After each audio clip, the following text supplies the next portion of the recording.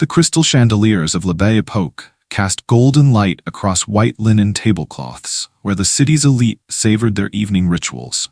Soft jazz melodies floated through conversations, punctuated by the gentle clink of champagne glasses and sterling silver against fine china. In this world of polished marble and whispered luxury, every detail demanded perfection. Nadine Ortiz moved through the dining room like a dancer who had memorized every step. Her fingertips traced the edges of tables with practiced grace, her other hand balancing a tray of steaming plates with the confidence born from months of dedication.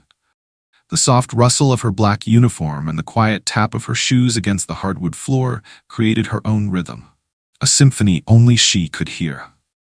At 26, Nadine had learned to navigate more than just the restaurant's layout. She had mastered the art of reading a room through sound.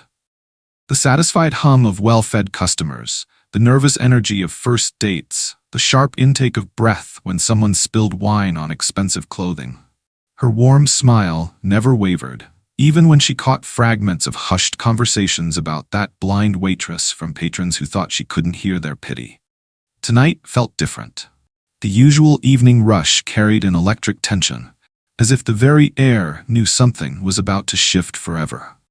The heavy oak doors swept open with authority, bringing with them the scent of expensive cologne and autumn rain. Dorian Blackwell strode in like he owned the building, which, considering his business empire, he very well might. His charcoal suit was perfectly tailored, his dark hair styled with military precision, and his steel-gray eyes surveyed the room as if calculating the net worth of every soul present. The maitre practically bowed as he escorted Dorian to his usual corner table, the power seat where he could observe everything while remaining slightly removed from the common masses. Even from across the room, Nadine could sense the shift in atmosphere. Servers straightened their postures, managers adjusted their ties, and conversations dropped to more respectful volumes.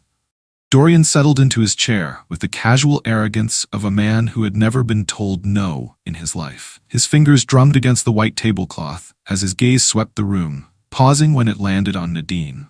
Something cold flickered in his expression, not recognition, but assessment, like a predator sizing up potential prey. The stage was set. The players were in position. And somewhere in the kitchen, a simple mistake was about to ignite a chain of events that would change both their lives forever. Have you ever witnessed someone abuse their power just because they could?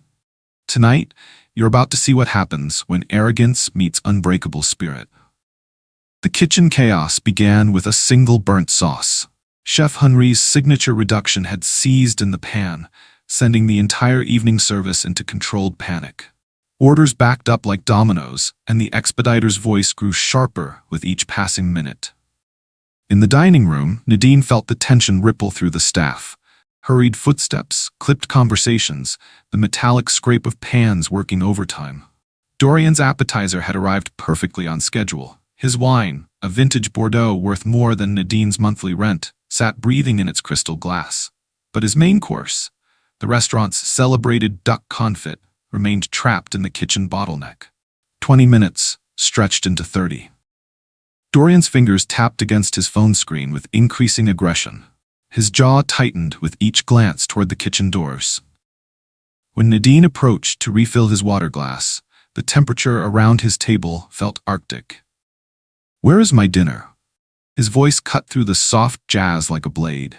Nadine's trained smile remained steady. "Chef Henri is personally preparing your dish, Mr. Blackwell. I apologize for the delay." "Apologize?" Dorian's chair scraped against the floor as he stood. "Do you have any idea who I am? What my time is worth?" The surrounding tables fell silent. Nadine could hear the collective intake of breath, the nervous rustle of napkins, the sudden pause in conversation that meant all eyes were watching. Her cheeks burned with the heat of unwanted attention. "Sir, I understand your frustration." "No, you don't understand anything." Dorian's voice rose, commanding the entire dining room's attention. "How can someone who can't even see properly be trusted to serve food? This is exactly the kind of incompetence I'd expect from." His words struck like physical blows.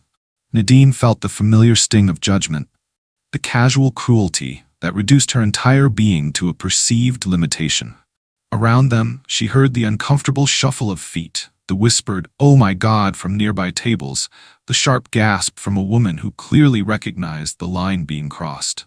This restaurant's standards have obviously declined if they're hiring people who clearly can't handle the job. Dorian's voice dripped with disdain.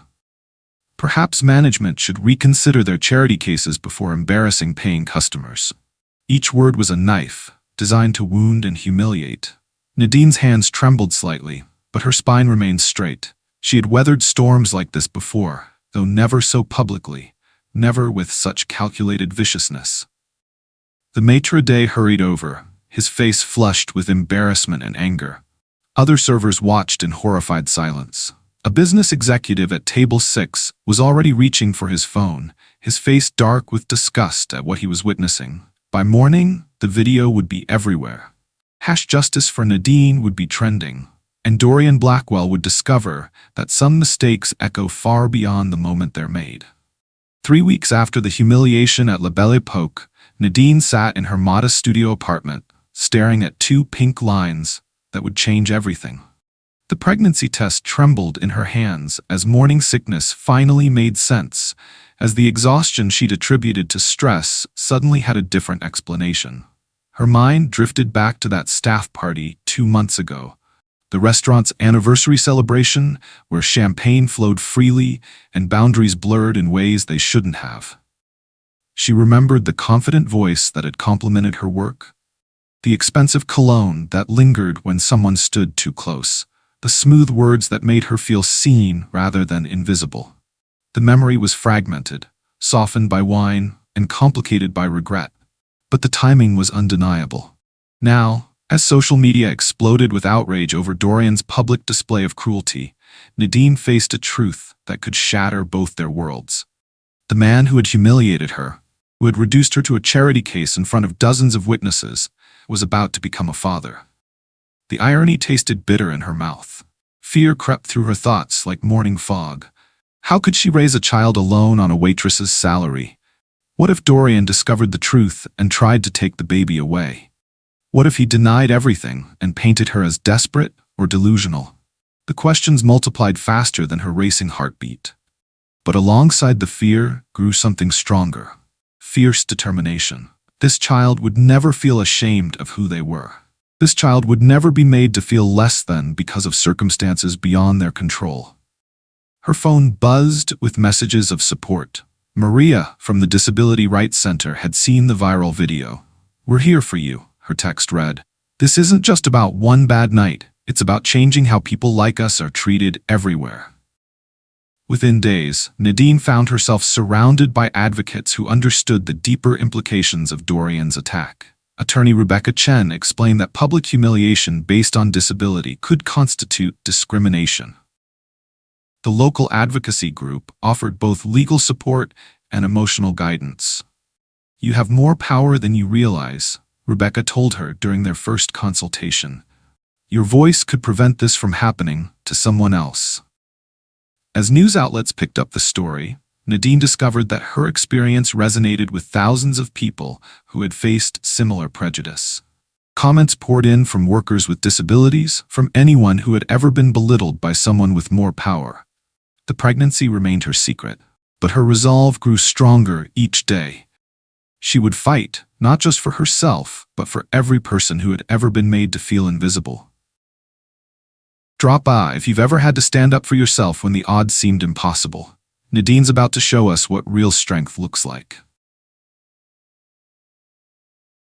2 months after the viral video, Nadine stood before a packed auditorium at the Community Rights Center, her voice steady and clear as she addressed an audience of disability advocates, local business leaders, and journalists. The nervous waitress who had once trembled under Dorian's verbal assault had transformed into a powerful speaker whose words carried the weight of lived experience. "Discrimination doesn't always wear a hood or carry a sign," she said, her hand resting protectively over her now visible bump. "Sometimes it wears a $1,000 suit and speaks with the authority society has given it, but power without compassion is just cruelty with better marketing." The room erupted in applause.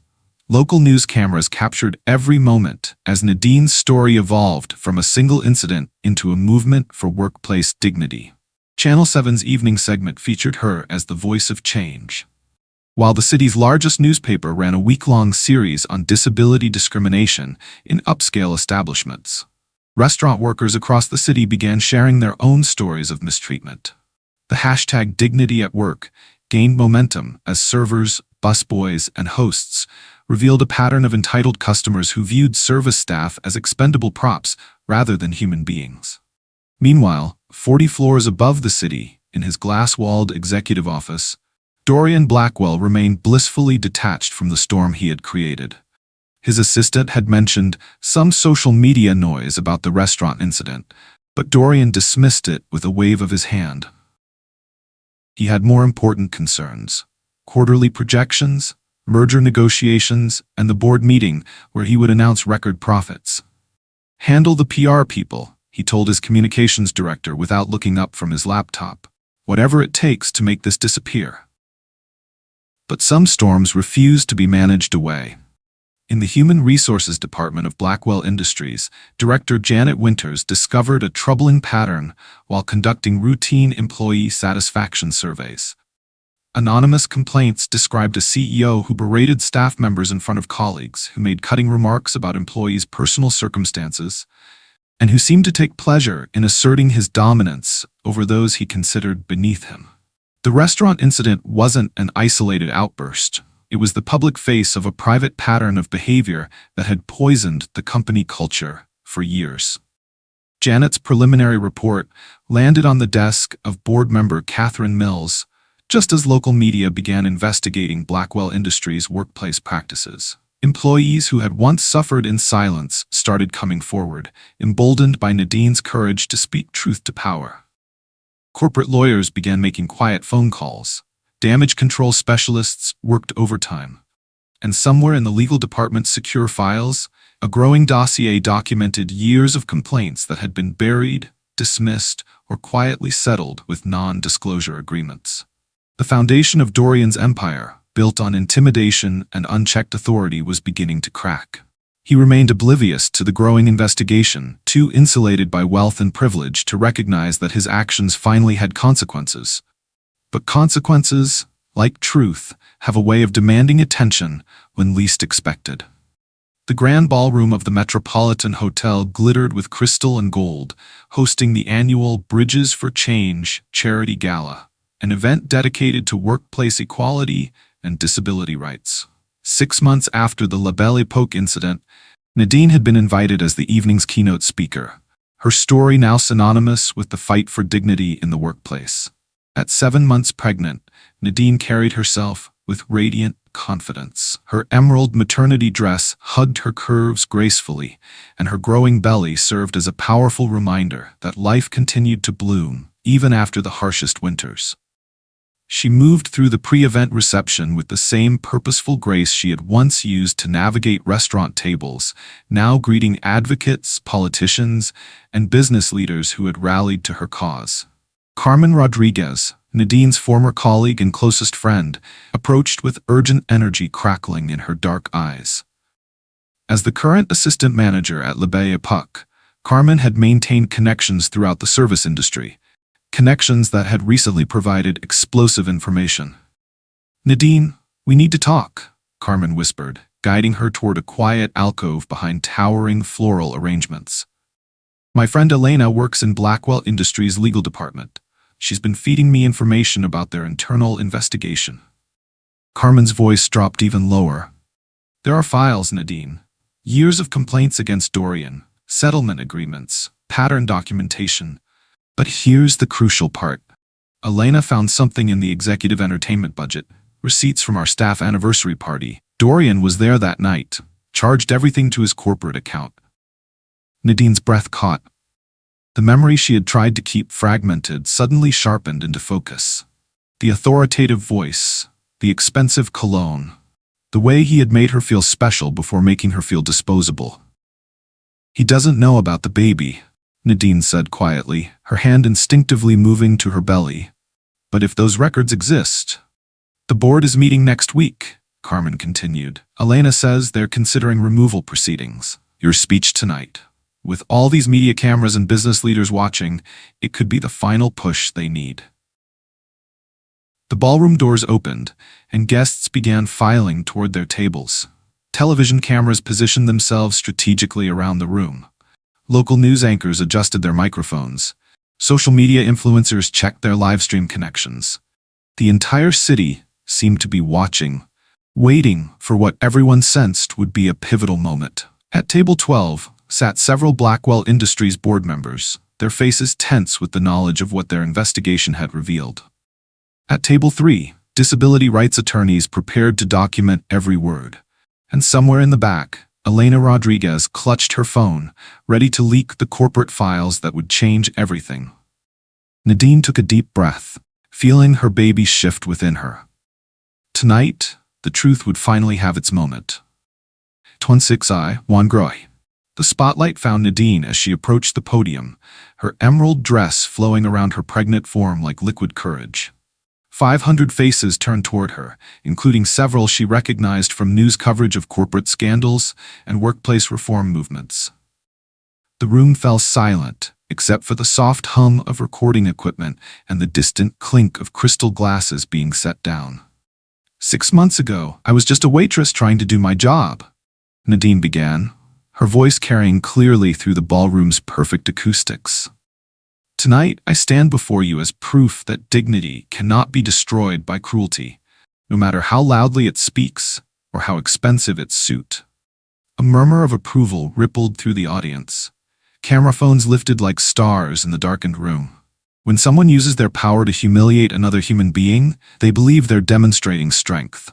But true strength lies in lifting others up, not tearing them down. Her hand moved unconsciously to her belly, a gesture that didn't go unnoticed by the cameras. Every action has consequences. Every word plants seeds, and sometimes those seeds grow into futures the speaker never anticipated. In the back corner of the ballroom, Dorian Blackwell sat rigid in his chair, his face pale under the warm lighting. He had attended the gala as a public relations necessity, his lawyers insisting he needed to appear supportive of workplace equality initiatives. Now, watching Nadine command the room with the authority he had tried to strip from her, something cold settled in his stomach. His phone buzzed insistently. Text after text from his board of directors, each message more urgent than the last. Emergency meeting tomorrow. Investigation complete. Prepare for immediate changes. The person who attacked me that night believed he could erase my worth with his words, Nadine continued, her gaze sweeping across the audience, and for one electric moment, landing directly on Dorian. But he couldn't have known that his moment of cruelty would give life to something beautiful. Not just this movement for change, but something far more personal. The implication hung in the air like incense. Reporters leaned forward. Board members exchanged meaningful glances.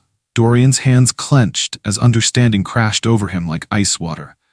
Change begins when we refuse to accept that power gives anyone the right to dehumanize others, when we stand up and say no more to those who mistake cruelty for strength. Nadine's voice grew stronger with each word. This child I carry will grow up in a world where respect is earned through character, not inherited through wealth. The standing ovation began slowly, building into thunderous applause that seemed to shake the very foundations of old systems and tired excuses. Subscribe if you believe in second chances, because tonight you're witnessing the moment when courage transforms everything. 3 months later, baby Sofia Elena Rodriguez entered the world with her mother's determination and her father's steel-gray eyes. As Nadine held her daughter for the first time, the tiny fingers that gripped hers seemed to hold the promise of a better tomorrow. A world where respect would be the foundation of every workplace interaction. The changes had come swiftly. Within weeks of the gala, the City Council passed the Dignity at Work Ordinance, requiring all businesses to implement comprehensive anti-discrimination training and establish clear consequences for workplace harassment. Restaurants, retail stores, and corporate offices across the metropolitan area began displaying placards declaring their commitment to treating every employee with fundamental respect. Dorian Blackwell's empire crumbled with the same efficiency he had once demanded from his subordinates. The board of directors, armed with years of documented complaints and faced with mounting legal liability, voted unanimously for his immediate removal.